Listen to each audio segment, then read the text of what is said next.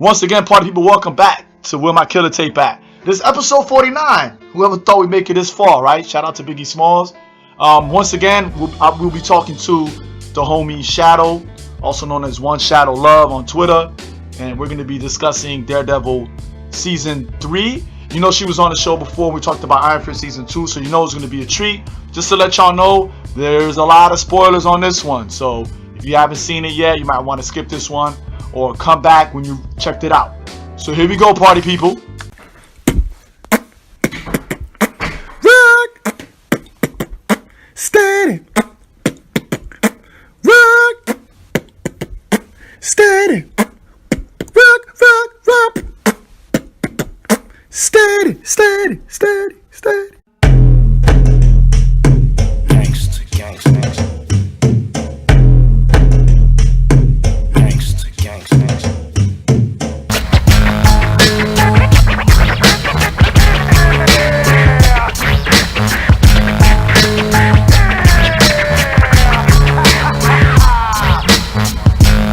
For you profess it, make sure the science is applied. Was that who, what, when? Sometimes I pull up, hop out, arrow, made it look sexy. They won't take me out my element. Nah, take me out my element. Okay, peace, party people. Once again, episode 49 of Where My Killer Tape At. One more before we hit 50. And I had to bring a special guest that I brought before, and a lot of you love, is the homie Shadow. Some of y'all know her as Shadow One. You can find her on Twitter. How you doing, Shadow? I'm good. How are you doing? What's up, you guys? Well, me, I'm doing all right. Actually getting my drink on as we discuss this. But the first thing we want to discuss before we get into Daredevil Season 3 is we want to discuss, Marvel and Netflix. And what do you think about the cancellation of both Iron Fist and Luke Cage? All right. So I wasn't shocked like a lot of people was when it was announced that Iron Fist was being canceled. I was like, okay. Well, the thing about it is Netflix does not let us know how numbers and their ratings. They kind of keep that close to the vest. So it's hard to say, because, people didn't like it, people didn't watch it. But just based on word of mouth, most of us know that it was not really received well from the audience. And critics did not really appreciate Iron Fist Season 1. So I was like, okay, maybe Season 2, because of the bad taste that Season 1 gave, maybe Season 2, even though it was a better season as far as the story and, the dynamics of it, maybe they said, you know what, let's go ahead and scrap it. And then what did they do? An announcement comes out or a press release or whatever comes out saying, you'll see, Danny Rand again, and we're really happy with the success of the shows. In the same week that Daredevil, comes out, on the same day they announced Luke Cage is canceled.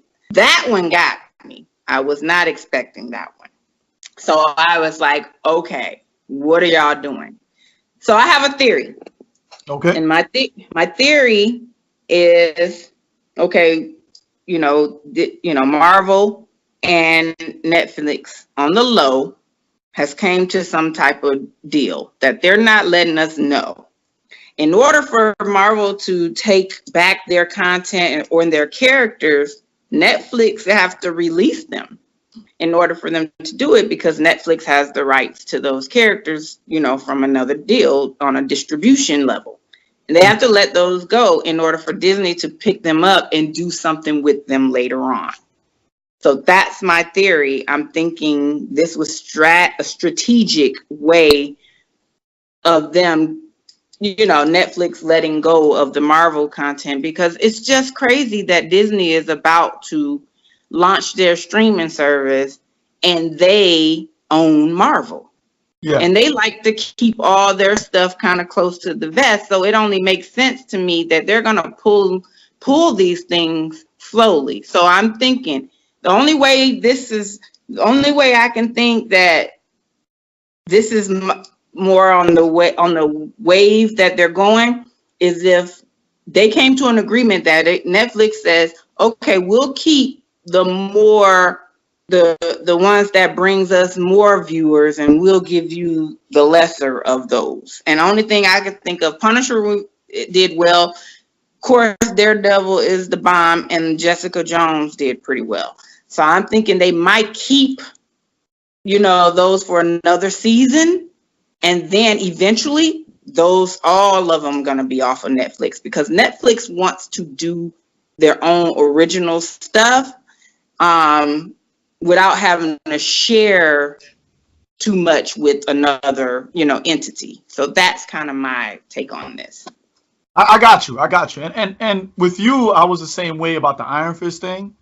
But I've been looking, because I remember there being an article where Marvel was going to pull everything off. I know I found the article where it said that Disney was going to pull all the MCU movies off of Netflix. I know that. But I know at one time I seen where they said they were going to pull all the Netflix shows. But I will say this, it has to be a secret deal, because for some reason I thought that all the Netflix shows started like earlier, but it only started 3 years ago.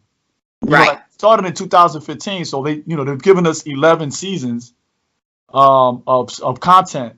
And I'm just like, wow. And you're right. They are going to release another Jessica Jones episode, another Jessica Jones season, another Punisher season, because they've already filmed those. Exactly. So I think you're right. I think once those come out, they're going to say we're pulling everything off. Yeah. So, because you're right. It's a streaming license. That's what they have. Yeah. They have a streaming license for those characters. So what you said makes a lot of sense. But I wasn't shocked about Iron Fist, but Luke Cage I was shocked about, and actually hurt. And then I will say this, Chio Coker, the showrunner for Luke Cage, did send out a tweet pretty much admitting that everybody in his staff, the cast and, the background folks, the writers and the producers, they pretty much all got fired. So I don't know what Disney has up their sleeve, or Marvel. So I know that's what the word came from Chio Coker. I just, unfortunately, I feel bad, and I'm kind of like, as a fan of all this that's going on, and someone who doesn't really like a lot of change, you just have to put yourself in the mindset that it's kind of the inevitable, from a marketing standpoint, from a business standpoint, from a financial standpoint. Marvel has already been split up in so many different ways. It's the only DC has always been with Warner Brothers and kept their stuff kind of on the niche. But Marvel has already been split up by getting rid of some of their, main characters like the X-Men and Spider-Man, and them trying to bring them all back and try to keep their stuff under one umbrella. I understand it, but then from a content and storytelling and all that dynamics, it's kind of like, I don't want these characters to be MCU'd. I like the darkness. I like that we, get different spins on things. And so I don't want them to get Disney'd out, if that makes sense. So I'm hoping. I agree. I want them to keep those separate, like the street level, the superpower level, and the space stuff. I want to keep that. I like to keep like comic books. It's like the comic books. If I want to read a street level comic, I can just open that. I can open up Daredevil. If I want to read, superpower, I'll open up the Avengers. If I want to read, galactic stuff, I'll read Cosmic Ghost Rider. I agree 100%. Yeah, so that's my only concern, but as a fan, you just got to sit back and kind of say, these people are smart, they're strategic, they know what they're doing, so I have to just trust that they're making the best decision to serve the fans well, and on a business setting, I have to look at it kind of from both perspectives. Kind of be hard sometimes. It's hard sometimes. No, I agree. As a longtime nerd, there's a lot of things that I had to swallow. There's a lot of things that I had to accept. and there's a lot of things I had to give up on, to watch, the MCU. So, and I'm gonna say those sacrifices were worth it. Right. So we got to look at it like, hopefully, it'll be the same. And, we got to look forward to, new content as well. And, try not to get so invested to where we got to look at it from an art and storytelling format as well. Because, I mean, because there's a lot of shows that don't even go past 2 seasons, so we have to, this is not something new. It's on major networks. A lot of things just have 1 season and then get canceled. So at least with our comic book content, we're blessed to see that these are getting 2 seasons, So sometimes the horrible Inhumans, was awful. So, I didn't even watch the Inhumans. It was horrible. I watched the pilot, and the first episode after that, or the second episode after that, and I trashed it. I was like, I can't even stomach it. Yeah, I didn't even bother. Good for you. So we're gonna go ahead and get into the show. And just FYI, there are going to be spoilers for this show. So if you don't want to listen to the show at this point, stop here. Go watch the entire season 3, and then come back. So just giving you that spoiler alert. But 13 episodes. It's not 22. Yep. And I just want to say that it takes place directly after the events of Defenders. And it jumps right into Matt Murdock recovering from, the injuries that he sustained. Most people thought he died in the collapse of that temple under New York City, but he survived, and he was found by the same priest that kind of like helped raise him when he was a kid. So we start off from there. And then we're introduced to, again, Wilson Fisk comes back, played by Vincent D'Onofrio, and I think, my God, he does such a great job. Karen Page comes back, Foggy Nelson. We're introduced more to Sister Maggie, who also kind of helped raise them. And then we're introduced to this new character, Agent Nadeem, played by Ray Ali, and he's a FBI agent who kind of gets involved with Kingpin and Bullseye. So those are the characters introduced. So we're gonna do like we did last time: the good, the bad, and the ugly. So go ahead and go first, Shadow. All right, so starting with the good, season 3, I'm gonna say I was very happy with. I was not shocked that I was gonna be happy, because Daredevil has been, to me, the best of the Netflix Marvel, world. So I mean, I'm invested. There's some things that I wanted to see in this, and I got it. Number one thing was the characters that you just named. All our new and our returning folks. Yes. They did a great service to the story. Everybody. I could go right now. Wilson Fisk is my favorite. Who's the gentleman that plays the Bullseye character? His name is Eldon Henson. I've never seen him. I think I've seen him before, but I can't place him. I can't either, and I've been like, what have I seen him on? And I meant to do some research on him, but I haven't had the opportunity. The guy that plays the Bullseye character, Wilson Fisk, and also Sister Maggie and Agent Nadine, it was hard for me to rank which characters I really appreciated in this story. So I'm gonna definitely say the Bullseye character was my favorite.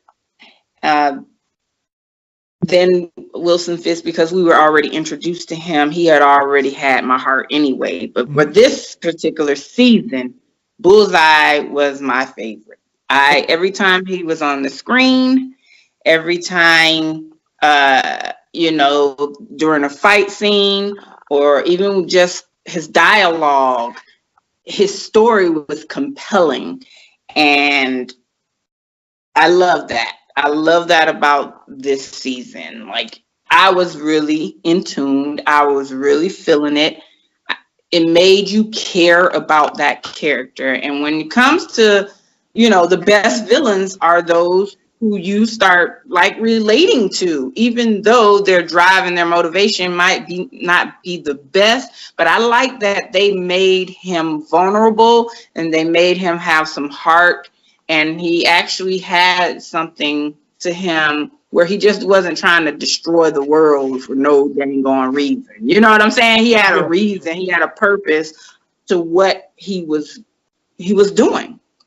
And I appreciated that, because let me say, the fight scenes, to me, this Bullseye character was just as good as any rendition I've seen him in the comics.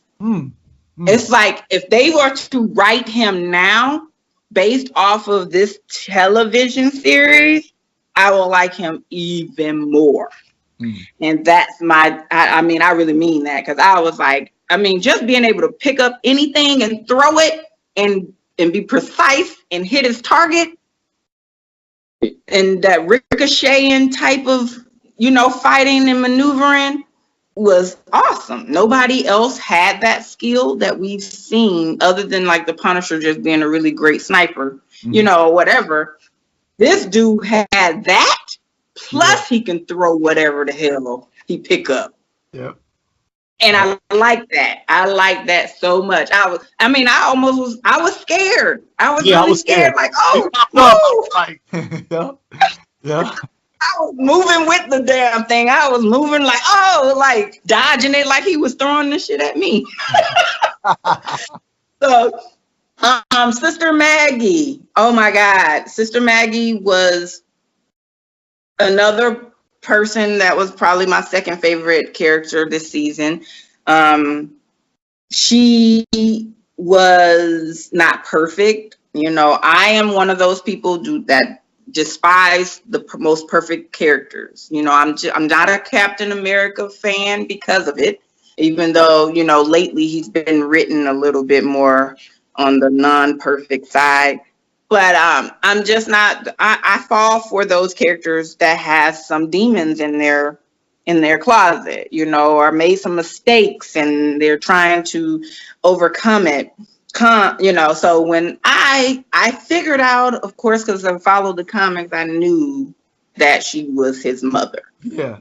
And so that dynamic of them going back and showing us how she was this vulnerable, beginning nun who falls in love with this boxer. And I'm like, yes, because this actually can happen. It's just like the nerd chick that I am falling for the hood dude. It's like opposites attract type of situation. And I was like, not that it can happen. It has happened, right? Exactly. I was like, this happens all the time. And I appreciated that. I was like, yes. And then what happened? Boom. She felt like, she did a disservice to God by having this child. They showed her having postpartum depression. And I even thought that moment when they came and got her from, and when she was going through her postpartum depression, the mere silence alone was deep. No dialogue. Yes. It's just, they came and got her, took her away. And his dad was, looking like, hey, I had to call him, because I'm trying to do what's best for, everybody. And I just was like, that was a moment for me. I was like, okay, this is a great damn moment. I didn't even need no dialogue, because at first I was like, okay, Father, you ain't gonna say nothing? Like, we'll take care of her, nothing. But then as I reflect, I'm like, you know what? They didn't have to. They didn't have to say nothing. And that was just very well written scene. I appreciated that scene. My last good is the fact that I like the part of Matt Murdoch struggling with dropping the Matt Murdoch persona, and really struggling with that, and keeping his friends out and keeping them away, and him just really diving into the other persona of him being the devil of Hell's Kitchen. I really thought that was really intriguing on the storytelling part. So I really like that dynamic. I like that he was like, you know what? I'm not doing the Matt Murdoch persona. I'm no longer doing that. I'm going to be the devil of Hell's Kitchen and do what I got to do to protect my loved ones. And his whole motivation was to take down Fisk, no matter what. And I was right along with him. And my last thing on this good part is I did like that how they played Matt's conscience. Like he had Fisk in his conscience and his dad in his conscience. Yeah, that was yeah. Yeah, and so I was like, oh, that is whoever made that decision. I was like, that's impressive because that's what he was going through, and it got you to see. Yeah, it got you to see what he was battling with in his head. And, I'm just going to say that Mr. Cox, just his acting, playing this role is just so wonderful to me. I wish he would get more acknowledgement for playing a blind person and being convincing. Yeah. He's convincing as hell, especially when he take that mask off. Yep. He's very convincing that he can't see. Well, when he goes to the prison and he acts like Foggy Nelson, he has to act like he can see. Right. That was dope. That was dope. Yeah. And I was like, this man is good. So those are my good for this season, and I was pretty happy with the ending. And later on I'll bring that up on why I was happy with the ending once we get through the bad and the ugly. Okay. I just want to say real quick, I made a mistake. It's Wilson Bethel that plays Bullseye. And Wilson Bethel. Elton Henson that plays Foggy Nelson. My bad. Foggy.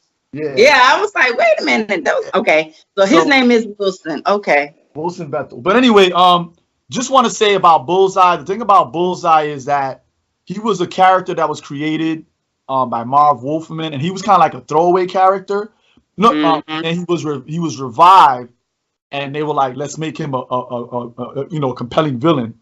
And I know that he's been retconned several times. So his origin is like really like shadowy, and they don't know whether some of his stuff is like, he tells stories, so they don't know if it's real or not. I liked how they did it with Netflix because he was a baseball player. That of all the different retconning, he was a baseball player. So I like how they mixed the part about him playing baseball and how he killed his coach. Yeah, thought that was interesting. So I didn't like the fact that he was like codependent, because in the comic he's just a sociopath. He's just a sociopath and he likes to make money. But I loved how they meshed the entire all those stories together. And you're right, he was somebody that was very scary when he came around, and you could tell when he was with Agent Nadeem was scared shitless of him. Yes. He was like, oh my, what is he gonna do? He's like, you could tell. So I love the Bullseye situation. I love when he met Daredevil in the office. I was like, oh my God, Daredevil's in trouble and he doesn't know it yet. And it's like when he takes the screen and throws it at him, I was like, oh my God, he's gonna kill him. So those fight scenes between him and Bullseye were amazing. I thought they were well choreographed. Like when he took the rosary beads and he started throwing them at Karen Page, I was like, I'm surprised she didn't get hit with anything. So I loved it. Wilson Fisk in the white suit. Oh my, Wilson Fisk in the white suit. I was like, oh, he went into the room and he had all the white suits, and I was like, I'm done. This is it. This is what it's about. And to be honest, if they had just made this season about Wilson Fisk, like just Wilson Fisk, I would have been extremely happy. I really would have been extremely happy because he was just Kingpin is Kingpin. And I love the fact that they said, we're not going to call him Wilson Fisk anymore. We're going to call him Kingpin. And I was like, wow. I was like, it was great. Another thing that I loved was not Sister Maggie. I love Foggy Nelson. Foggy Nelson and Matt Murdock in the comics, I love their relationship. I really, really love their relationship. And this storyline comes from the Frank Miller story where Matt Murdock learns that Kingpin knows that he's Daredevil, but Kingpin doesn't release that information. What he does is he attacks his family, his friends, he destroys their businesses, and Matt Murdock is at rock bottom, and Matt Murdock is like, you know what, I'm just going to kill him. And that's where the story comes from. So I thought that where Foggy Nelson is his anchor in this whole story. To this day, Foggy Nelson is his anchor. And I loved how they played that part with Foggy Nelson. Another thing I loved is just like before, New York is like its own character.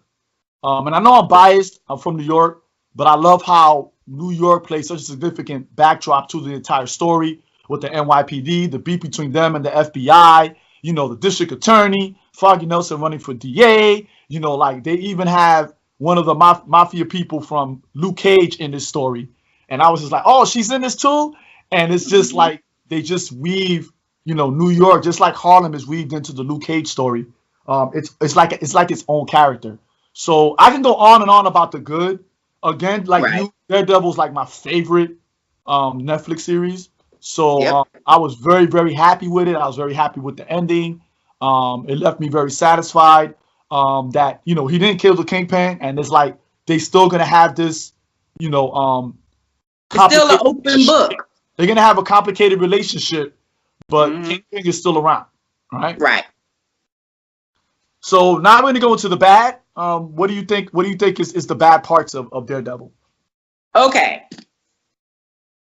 The dedicating this whole damn episode to Karen. Oh my God. I was like, what?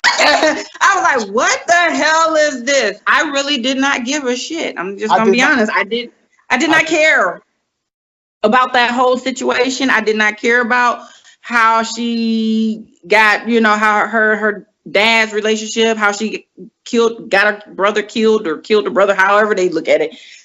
I didn't care about her being an alcoholic or drug addict. I did not care about none of that. I was just like, why? Did y'all do this so y'all can get 13 episodes, or did y'all do this trying to get me to care about Karen? Because what she serves about the story is what we've already gotten in season 1 and 2. Yes. So either bring her forward or let her continue to play that little, key piece. And that, to me, enough was her, being a target for Kingpin, because like you said, in the comics, that's what he did. He went after, people that Daredevil loved. Mm-hmm. That's all they needed to do with her character, for all I give a damn about. All I cared about was let her serve the purpose of her story by being there and being a target for Kingpin to kill. That's all I cared about. That whole episode, they could have took that shit and left that alone. So, and you know what? It felt like when I was watching it, I was like, am I watching a different Netflix series? It felt like a whole different show. So what am I watching here? Like, that's how I felt. I felt like I was watching I almost felt like they threw a different director in just to direct that episode. I swear. It felt completely in a whole different dynamics and direction. I was like, this whole episode was directed by somebody else completely. Because she just wasn't likable. I was like, do y'all want me to like this woman or no? Because right now I hate her.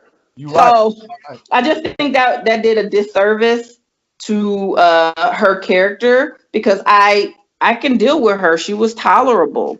I was okay with who she was. And then you throw that in, now I don't like her. So I was like, ooh, y'all probably shouldn't have did that to me. The other thing is, I didn't like that the priest got killed. Yeah. I know, sometimes some of our characters got to get killed off to make it, more believable and stuff like that. But you kill off the priest, and maybe because they had Maggie now, so they felt like, okay, we no longer need the priest for Matt to go to now that he knows Maggie is his mother. and she can kind of fill that void of, whatever. But I didn't like that. I don't know. I felt some kind of way about that. That was one of the deaths that I felt terrible about. And then my last bad is the fact that they killed off Nadine. Even though I know that was to serve the story, and his purpose, but I did not like it. And I hate that he didn't give a little fight. It's like he just gave up and just said, you know what, oh, well, I'm dead.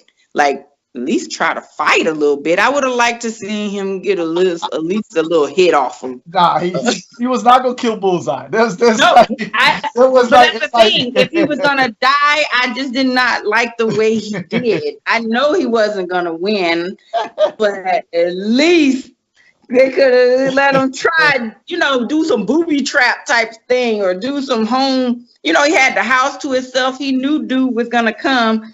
But dang, I was just like, dang, man, why they get rid of my boy Nadine like that? Other than that, those are mainly my bad on that situation. No, I agree. My bad was the Karen Page story. And it's gonna go into what my worst is. Because yeah, I'm not gonna go to the worst now because I'm gonna let you do that first. But I think that the Karen Page thing, like, I felt like I was done with her in Punisher. And then I was relegated to the idea that she was going to be a journalist, because in the comic book she works in law. So like I was okay with that. But that episode really threw me off, and it goes back to what a lot of people have been complaining about. They're saying that the Netflix series are just too long. Like, they don't have to be that long. And I think even though I love Daredevil, I think if they had edited and cut some stuff, they could have fit it in 10 episodes. I really felt that way. Especially with the Karen stuff, the Karen Page stuff, they could have really like chopped that stuff down. So that was my issue. And then, like, you're right with the priest. Like, I was getting to enjoy, because I know in season 1 he was in some scenes, in season 2 he was in some scenes, but he wasn't fully developed until season 3. And then it was kind of like, there you go. And I know in the comic book that character was killed eventually, but you got a chance to really, really know him.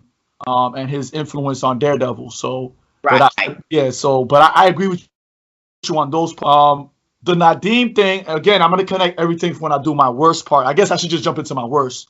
So good, bad, and the ugly is in season 1 they killed Ben Ulrich, and I'm still upset about that, because in the comic book Ben Ulrich has a connection to other heroes like Spider-Man, the Daily Bugle. With a bunch of other characters, and he's kind of like the civilian in the Marvel universe. He's kind of like that person.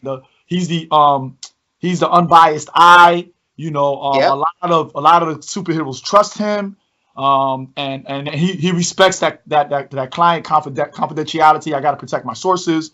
So when they killed, I was mad, but I said I thought Karen Page was going to fill that role. That's what I thought. Yeah, that's what I thought. But then I realized. She really couldn't do it. And I don't blame the actress. I blame the writers for that. Yeah. So when they introduced the agent Nadim, I saw him as kind of filling that role. And don't get me wrong, I fell in love with his character, because he was somebody who was morally upright, and then he fell, and then he had issues trying to figure out where he stood in all of this. And how he's how his family saw him. He was very conflicted, and he made a lot of bad decisions throughout the entire season, which I loved. He made a lot of bad decisions that he thought was right. He was in debt, and he was trying to like take care of everybody and make sure everything was cool. So he had this clean face, and I like that. I love that. I love that. Same thing that Matt Murdoch was facing. And it goes to show you that Matt Murdoch is a superhuman, and Agent Nadim is just regular human, and they both are facing the same problems. And I thought they could have continued that, not just in Daredevil, but in the other series.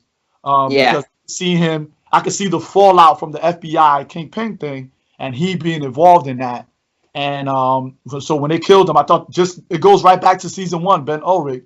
I think they did a big mistake by killing him off. And they probably could have fixed it by not killing Ben Ulrich in season 1. So that was my ugly right there, you know. Okay. All right. So you ready for my ugly? Yes. We haven't discussed them. Okay. So my ugly was Nadine, Agent Nadine's wife. She pissed me off a lot. And yeah, she's a side character, but she still fits the narrative and dealing with his drive and his motivation. But she just was way too, like, you don't think being married to an FBI agent that he's going to have some secrets from you? And how vulnerable was, you know, how much he cared about his family and stuff. And she just felt like, at one point, she just felt like she just was not being supportive enough. And like I said, it's a minor thing by me being a woman. I just was noticing, that dynamic. She came through for him in the end, though. Yeah, that's what I was gonna say. But I gotta go that even though I watched the episodes that she was on a couple of times, I still don't like her, even though she came through at the end. I really wish the writers would have just wrote her a little differently. The other thing was Vanessa. A lot of people disagree with me on the Vanessa character. I understand why she's there and everything like that, but she came off really freaking cynical, and I started to care about that, and then they left me with a cliffhanger. And I didn't like that she wasn't really listening to Kingpin when he was trying to tell her to get out of there. It's like she was still standing there like, I'm going to watch you die if I have to watch you die. If I die, oh well. Like, she just did not care. And I just was like, okay, what am I supposed to get out of this? And I didn't like how she came in and was able to make decisions for him on his business side. Oh, no, don't you think we need to get rid of the... I was like, shut up. Like, I could deal with her being just as cynical and just as evil as Kingpin, but take it a step back. Don't come in and you sit it down in the throne and now you're running shit. Who's Kingpin, him or you? So I didn't really feel that. I just was like, I wasn't really too much okay with the dynamics that she came in. I mean, she gave me that she fits being his wife based on what, how she was playing her role. Mm-hmm. But it's almost as if she can come in and really make him weak looking to everybody else. It's one thing to make him weak when it's just them two. But when his people come in, he should not look weak, you're right. to Vanessa. That's all I'm saying, and I ain't like that mess. And you know what? I agree with you. I agree with you because in season 1, she was a wallflower. Exactly. She was like he was like. And then when you really think about it, the reason why he kept her around was because that was the only thing in his life that wasn't corrupt. Right. And everything he did was criminal, but with her, he could be Wilson Fisk, the man. And meaning the human man that just, liked art, and he wanted to save Hell's Kitchen and build up New York to be what it's supposed to be and make it a safe place for people. That's who Vanessa was. Right. And all that other stuff, she's not a part of because he didn't want to taint her with that. So when she came in, it's a complete 180. I was like, where was she birthed at? Now, because she'd been on the run. I thought he was gonna kill her. At first, he's probably gonna kill her because she's no good anymore. Because if that's the case, he could just get any woman that knows him as Wilson Fisk. If that was the case, but you're right. That was a really bad writing move, whatever that was. I agree. Yeah, I was like really upset about that. And then my last on the worst was Foggy not becoming district attorney. I don't know. For some reason, I really wanted that for his character. Mm-hmm. I don't know why. I just really wanted him to win. I wanted to see that play out. I wanted to see him become district attorney. And I really thought they were going to go there because I want to see him have a little bit more power that he does as a lawyer, and as him being Matt Murdoch's, boy. You know what I'm saying? Just being in that position would have just made the story go to a whole different level. But then on the writing part, once they ended it, I understand, but I was just like, oh, I really wanted him to get that. I really wanted him to be district attorney. But for service in the story, I kind of get it, but that did go on my worst part because that was something I was looking forward to. I was literally like, man, I wish I could vote right now. let me just say this. Foggy Nelson has always been and always will be Matt Murdoch's magical cracker. Yep. He's always been that way. He's always taken L's for Matt Murdoch.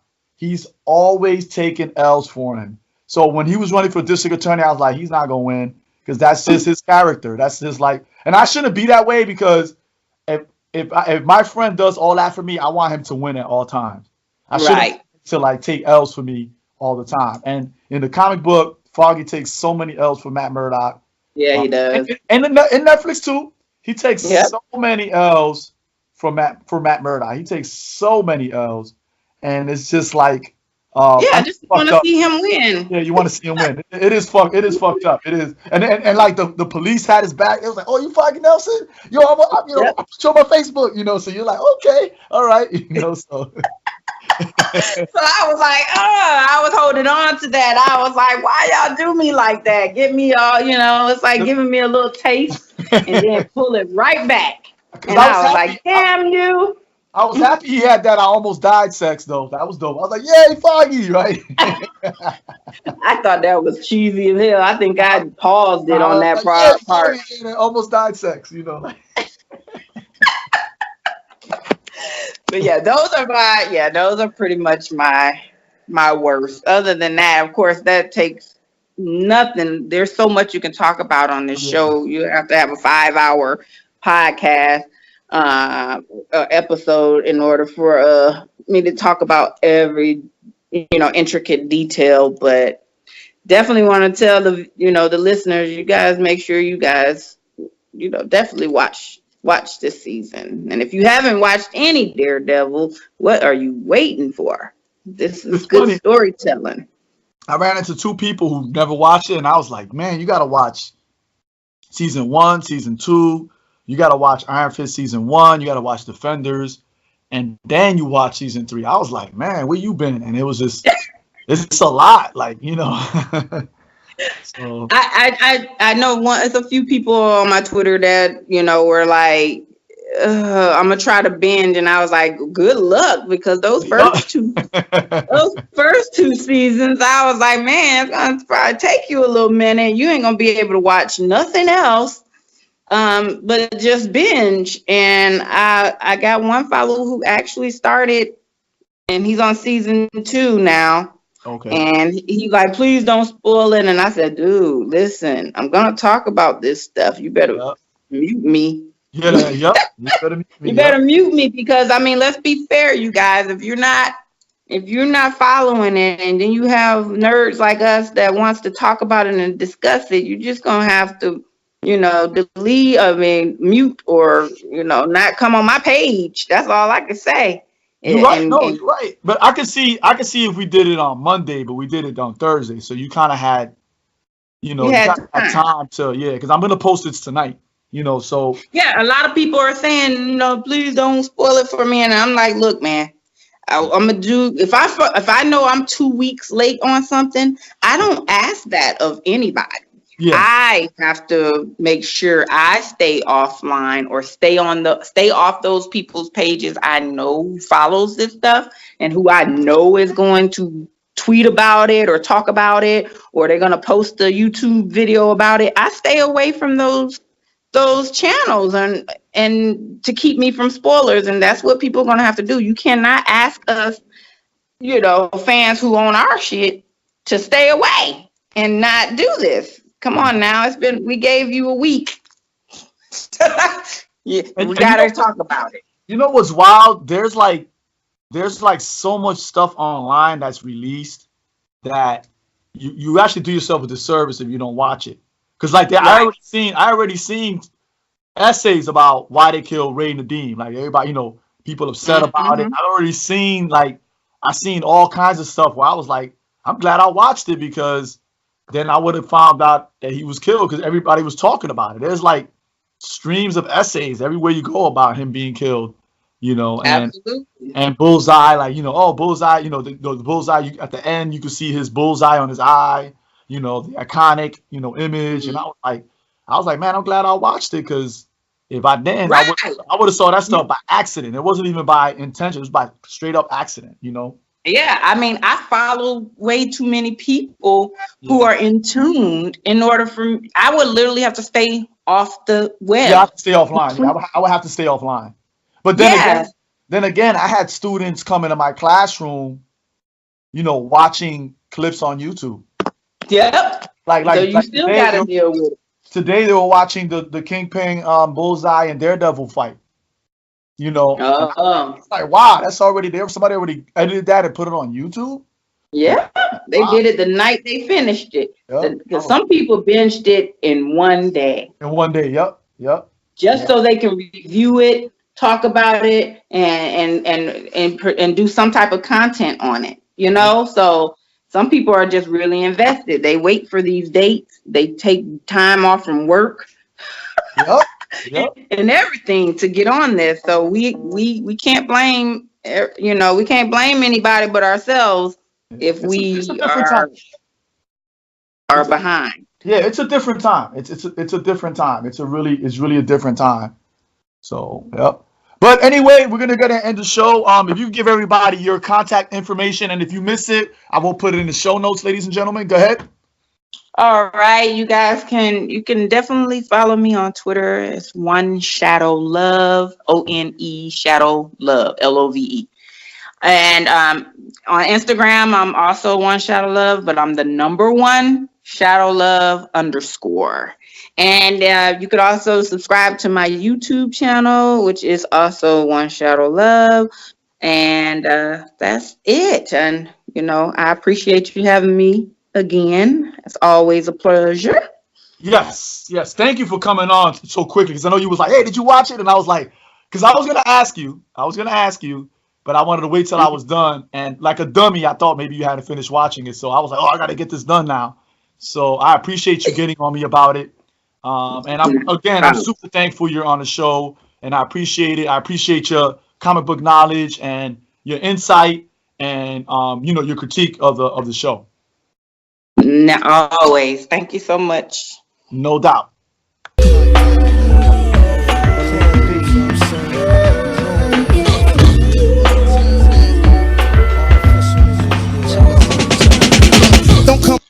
Once again, party people, if you're trying to get a hold of me, you can find me on the Twitters at DanTresOmi, DanTresOmi. You can also find me at Omi's Podcast, at OMIS Podcast.